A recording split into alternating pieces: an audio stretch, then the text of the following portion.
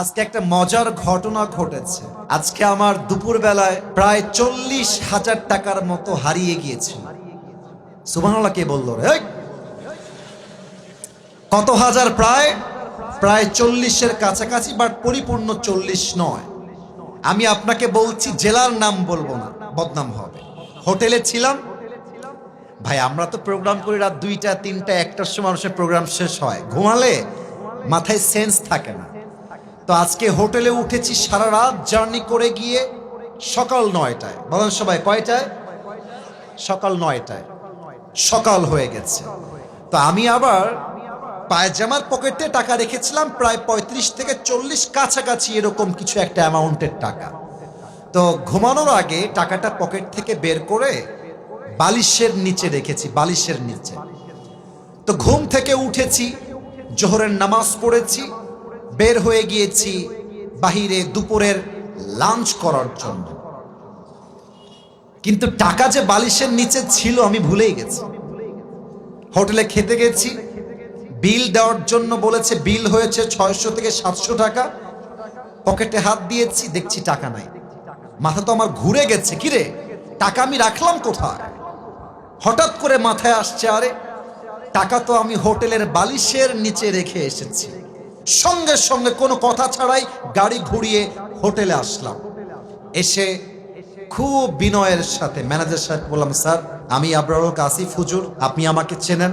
আমি আপনাদের হোটেলের রুমে বালিশের নিচে এত টাকা রেখে গেছিলাম, 1000 টাকার বান্ডিল আর 500 টাকার বান্ডিল রেখে এলাম বালিশের কাছে। বললাম, স্যার যে পেয়েছে আমাকে বলেন দিয়ে দিতে। তো দুইজন যুবক আসলো, যারা ক্লিনার, যারা হোটেল ক্লিন করে। আমি ডাকলাম, এই এদিকে আসো। ওরা আমাকে আগে দেখে নাই। বললাম, তোমরা কি আমাকে চেনো? আমাকে চিনতে পারতেছো তো? যে আমার বেড গুছিয়েছে, যে আমার বালিশ হটিয়েছে, সে বলছে, হ্যাঁ আমি আপনাকে চিনি, আপনি আসিফ হুজুর, আপনার ওয়াজ আমি শুনেছি। তোকে বললাম, বাবু যেহেতু তুমি আসিফ হুজুরকে চেনো, দেখো বাবা, আমি তোমার সঙ্গে ঝামেলা চাই না। আমার বালিশের তলে আমি টাকা রেখে গেছি, আমি 100% ড্যাম শিওর।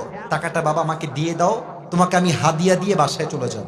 যুবকটা মুখের উপরে বলছে, না আমি টাকা দেখি নাই, জীবনেও না, এটা সম্ভব না, আমি 1 টাকাও হাত দেই নাই। আমি বললাম, প্লিজ ট্রাই টু আন্ডারস্ট্যান্ড, একটু বোঝো, আমার বাদ মাগরিব প্রোগ্রাম, আসর আজান হয়ে গেছে, দিয়ে দাও বাবা, কোনো ঝামেলা চাই না, থানা পুলিশ চাই না, দিয়ে দাও। আমি বুঝালাম, আমার ড্রাইভার বুঝালো, পিএস বুঝালো, ম্যানেজার বুঝালো, সে বুঝতে রাজি না। এবার হোটেলে মালিক চলে আসছে, বড়লোক, শিক্ষিত, অনেক বড় ঘরের মানুষ তিনি, এবং তিনি একজন অ্যাডভোকেটকেও নিয়ে আসছে।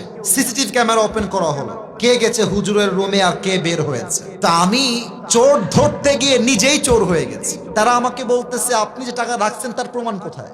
আমাকে বলতেছে, বিনয়ের সাথেই বলছে যে, স্যার আপনি যে টাকা রেখেছেন এখানে 40,000 টাকা, তার প্রমাণ কি আপনি আমাকে বলেন। আমি তো ঝগড়া চাই না, আমি সবসময় সমাধান চাই। তা আমি বললাম, একটু ক্যামেরাটা আগা পিছা করেন, সিসিটিভি ফুটেজটা সব চেক করা হলো। হোটেলের মালিক বললেন, হুজুর টাকাটা হয়তো বা আপনার স্টাফরা নিয়েছে, কারণ তারাও আপনার রুমে প্রবেশ করেছিল। আমি বললাম, দেখেন আমার স্টাফরা, they have been working with me just for 4 years, প্রায় 4 বছর যাবত আমার সঙ্গে তারা আছে, আমার 1 পয়সা তারা হাত দেয়নি আজ অব্দি, ওরা নিতে পারে না, প্লিজ একটু সমাধানে আসেন। না, উনি মানতে রাজি না, উনি বললেন এটা হতে পারে না, আমরা সরি। লাস্টে যখন ফিরে আসবো, টাকার আশাই বাদ দিয়ে দিয়েছি। অ্যাডভোকেট তাকে আবারও বলছে, এই ছেলে টাকা নিয়েছো, থাকলে দিয়ে দাও, কোনো মারামারি হবে না, দিয়ে দাও, আসিফ তোমাকে ছেড়ে বাসায় যাবে। ও বলছে, না আমি টাকা নেই নাই। আমিও টাকার আশা বাদ দিলাম, যে থাক ওইটা বাদ, ওটা পাওয়া যাবে না। জাস্ট আসার সময় তাকে বললাম যে, স্যার দেখেন আমি আসিফ হুজুর, আমি কোনো গন্ডগোল চাই না, আপনার হোটেলের বদনাম চাই না, তবে একটা আবদার রাখবো, এই যুবকটা যে রুমে থাকে, চেক হিজ রুম, রুমটা চেক করে। বলছে, ঠিক আছে হুজুর, আপনার লাস্ট আবদার আমরা রাখবো। হোটেল ম্যানেজার, হোটেল মালিক, অ্যাডভোকেট এবং আমার 3 জন স্টাফ ও রুমে গেল।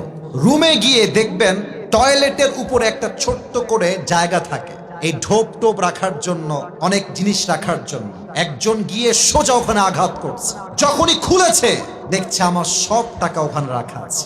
আর যখনই টাকা দেখতে পাইছে মালিক হোটেলের, ওরে ইচ্ছা মতো মারা শুরু করছে। সেই মায় আমি গিয়ে পরে ঠেকায় ঠুকাই নিয়ে আসলাম।